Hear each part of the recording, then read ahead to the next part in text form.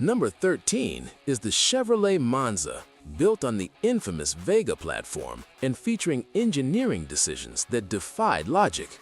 GM created a sporty subcompact that looked appealing but hid a maintenance nightmare beneath its fastback styling. Models equipped with V8 engines had rear spark plugs completely inaccessible without removing the entire engine. Routine maintenance requiring spark plug changes every 30,000 miles became expensive ordeals needing professional equipment and multiple labor hours. The aluminum engine block overheated constantly, warped cylinder heads, and consumed oil excessively. Body corrosion appeared within 3 years around wheel arches and door bottoms. The optional T-top roof leaked water constantly and created annoying wind noise at highway speeds. Despite starting around $3,500, reliability problems quickly drove buyers away from this fundamentally flawed vehicle. At number 12, the AMC Gremlin represents unconventional design taken too far. AMC literally cut 12 inches off the Hornet platform's rear end, creating a vehicle with compromised proportions and handling that frustrated owners. The shortened rear created poor weight distribution, making the front-heavy vehicle feel unstable during normal driving. 6-cylinder engines made the nose-down attitude particularly noticeable, affecting steering response and brake balance. Build quality varied significantly across production years, with early models suffering frequent carburetor problems, causing rough running and stalling. Electrical systems proved unreliable, especially in 1970 to 1972 models where wiring harnesses deteriorated prematurely. The rear glass hatch became notorious for weak aluminum hinges that eventually failed, allowing the glass panel to detach while driving. Corrosion appeared quickly on body panels, with rust visible within 2 years. Number 11 is the 1974 Pontiac Catalina, an entry-level full-size sedan that arrived at precisely the wrong moment.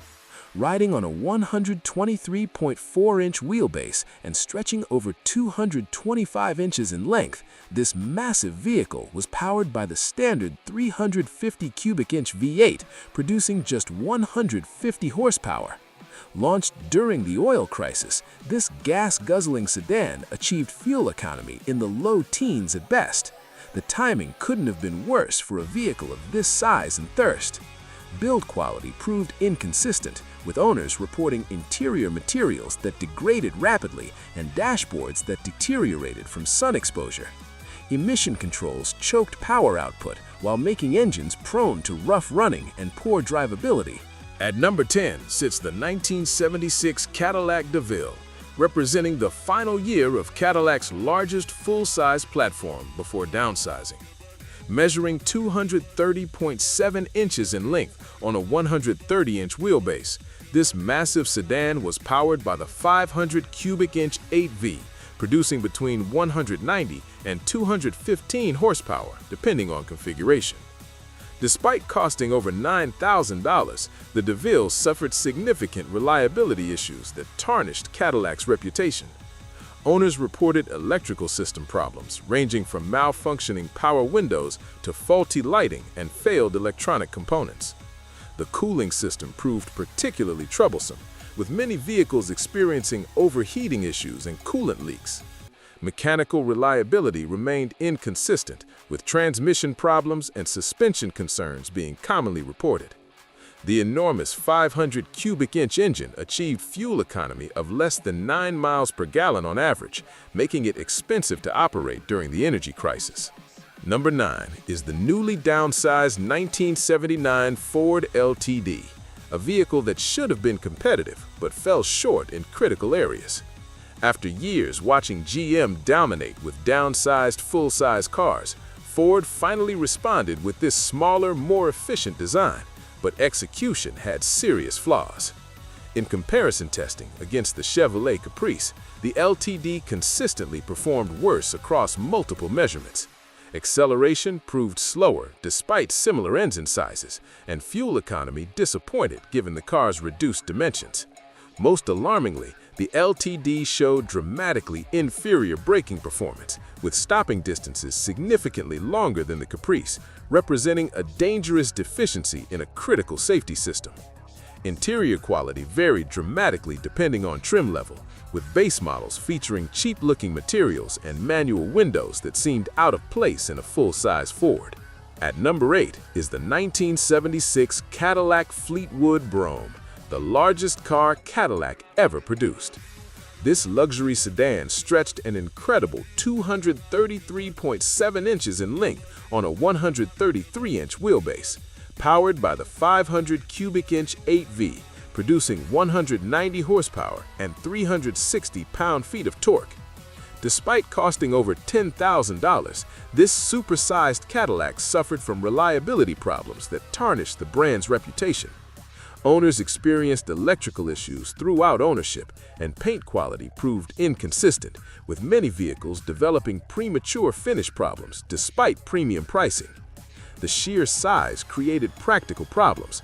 Parking became incredibly difficult in urban environments. Fuel economy was atrocious, with most owners reporting consumption in the low teens at best. Electronic climate controls failed regularly, and interior materials showed quality issues despite the luxury positioning. The downsized 1977 models that followed proved far more successful. Number 7 is the 1975 Mercury Marquis, Ford's full-size luxury offering measuring 230 inches in length on a 124-inch wheelbase. Powered by the standard 460 cubic inch V8 producing 218 horsepower, or the optional 400 cubic inch engine, the Marquis competed with GM's luxury full-size lineup. However, the Marquis suffered from quality control issues that plagued Ford products throughout the mid-1970s. Owners reported electrical problems, particularly with power accessories that failed with alarming regularity. The 460 V8, while powerful, achieved fuel economy in the single digits during a time of skyrocketing gas prices. Build quality was inconsistent, with rattles, squeaks, and premature wear of interior components being common complaints. The car's enormous size made it difficult to maneuver and park, while its thirst for fuel made it increasingly impractical as the decade progressed. Number 6 is the 1977 Lincoln Continental Sedan, representing the final year of the massive fifth-generation design before downsizing. This full-size luxury sedan stretched 230.7 inches in length on a 127.2-inch wheelbase, powered by the 460 cubic inch V8, producing 208 horsepower. Despite impressive dimensions and luxury appointments, the Continental suffered from quality control problems that plagued Ford's luxury division throughout the late 1970s.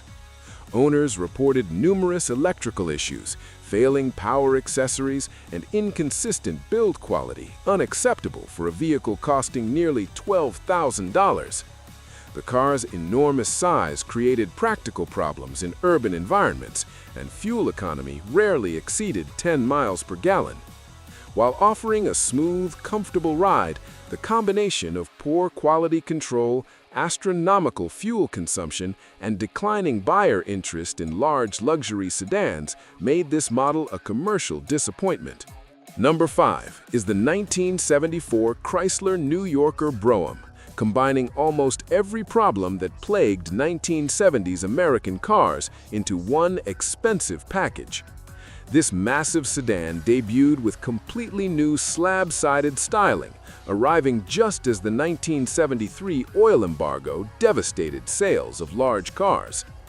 At over 230 inches long and weighing well over 4,500 pounds, it was powered by the 440 cubic inch V8, producing 230 horsepower, but struggling to achieve even 10 miles per gallon in real-world driving. The timing of its introduction couldn't have been worse, as buyers fled large cars, just as Chrysler had invested heavily in designing these behemoths. Quality control was a persistent problem, with owners reporting rattles, vibrations, electrical failures, and inconsistent fit and finish. performance was sluggish despite the large engine, as emission controls choked power output while making engines prone to stalling and difficult starting.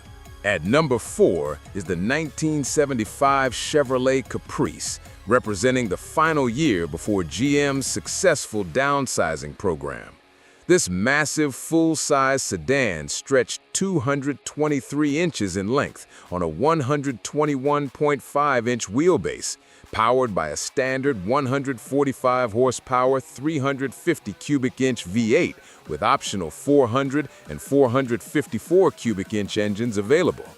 While mechanically more sound than some competitors, this model year suffered from quality control issues.